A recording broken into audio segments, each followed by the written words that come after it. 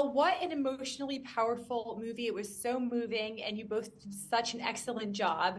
And Billy, I want to start with you because this movie really highlights how homelessness can happen to anyone, Hmm. regardless of backgrounds. How did working on this movie challenge your own perspectives or impact your thoughts on the issue? I've been on and off. I've been active in as an activist in homelessness. When I became a father, I sort of took a break for quite a few years, about 15 years, and this film is what sort of re-engaged me, and that was beautiful. And I think some of my takeaways are that homelessness is really a mental health crisis that the country is experiencing right now. It's been exacerbated by COVID and fentanyl. Something has to be done about that. And it's, I think another misconception is, the film clearly depicts how a veteran can become homeless, someone who ages out of foster care can become homeless, someone who is having a mental health crisis becomes homeless. A lot of times when you're discussing this issue, well, what about the people that are doing drugs? So many of these people are doing drugs, and a lot of those people, the misconception is that their drug addiction led to their homelessness. It's actually their mental health issue, and they have no access to a doctor. They can't see a psychologist or a psychiatrist. They can't get prescribed the proper medication for anxiety or for depression or for bipolarity, and they're self-medicating on the streets with alcohol and with drugs. So a big aspect of the addiction component of homelessness is also a part of the mental health crisis. Well, we see Lauren at the beginning, she struggles with kind of faith in God's goodness. Like, how could you let this happen to me if you're a good God? But we also see how faith can be a source of strength for people. Ashanti, I want to ask you, have there been times in your life where faith or spirituality has sustained you in hard times or in struggle? Oh, absolutely.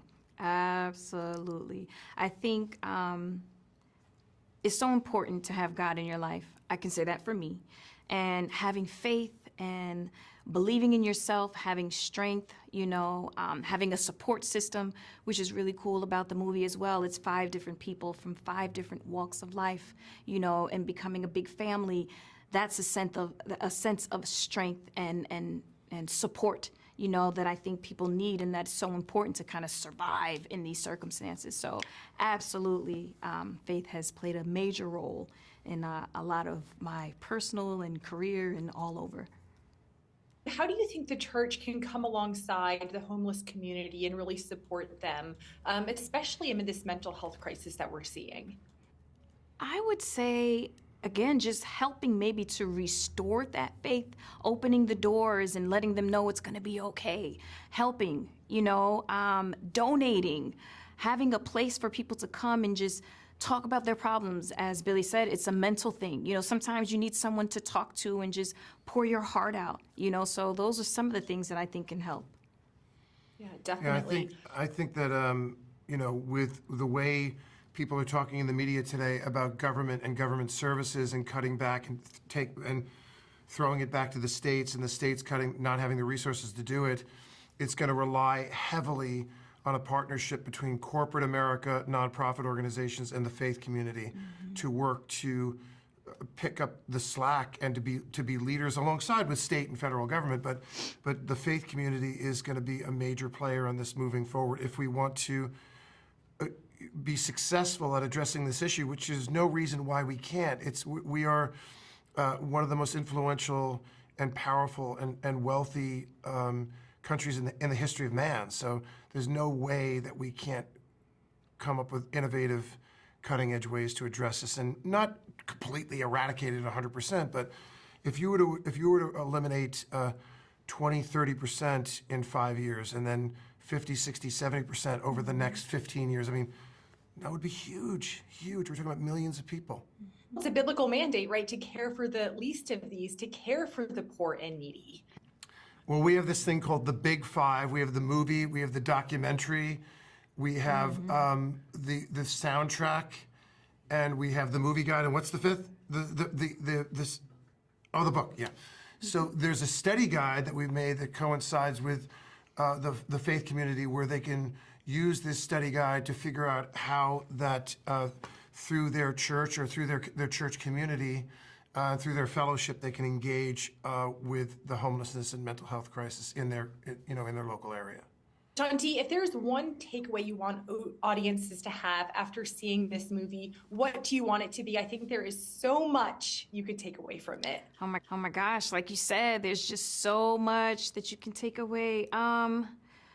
Be kind, be thoughtful.